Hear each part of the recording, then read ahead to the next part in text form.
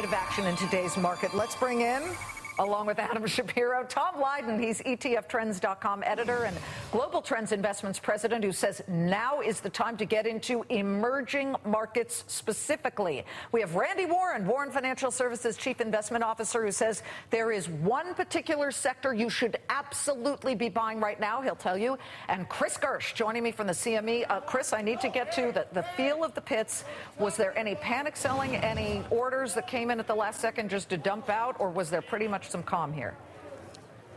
Liz, there's absolutely some calm. We have low volume and low VIX right now, right about 12 on the VIX. That tells us traders that although there was some selling, it wasn't a huge pullback, only about 0.6% in the S&P. So no panic selling. A lot of traders thought we'd sell off a lot more with that spike in oil. The sell-off just didn't come.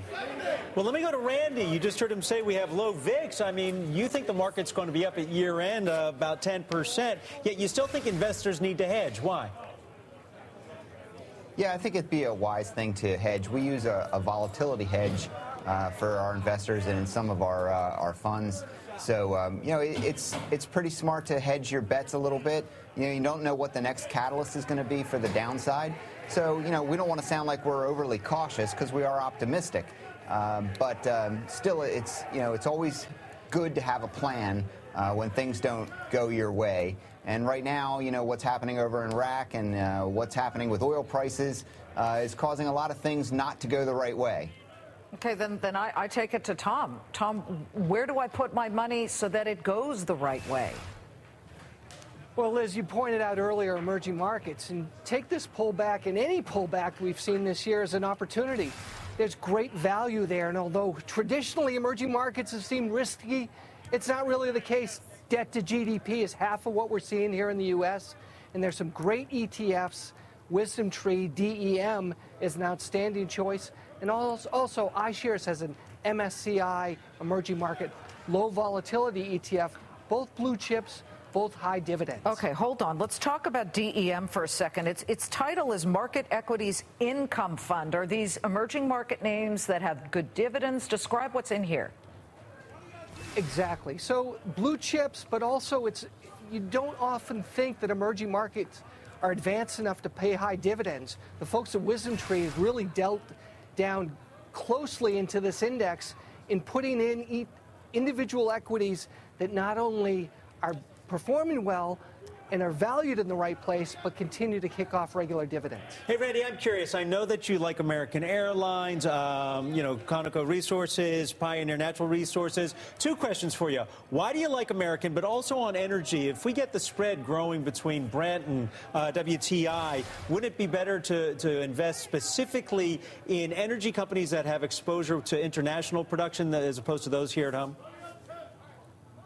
Yeah, we like the energy companies right now. Energy sector is a sector that's been largely ignored over recent years, and there's a whole renaissance that's going on in the energy industry right now.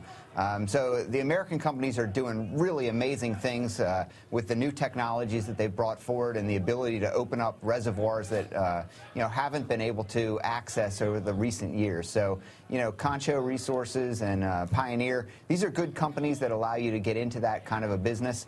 And the story on the airlines, although they tend to move in opposite directions today, isn't really all about energy.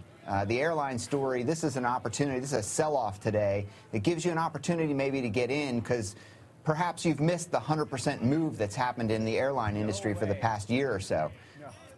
Okay, but you're mentioning all these energy names. Most of them were higher today, but if things start to come down, Yep. Do they then go lower? Is this the way to pick some really good quality names that do well no matter what's happening? Yeah, the energy companies are really going to do well. I mean, there's this renaissance in America is just fantastic. We're producing a lot more oil and natural gas than we ever were before. We're becoming a major oil-producing nation, and that is a real change from where we were 5 years ago. Things have dramatically shifted, and the balance of power around the world has dramatically shifted.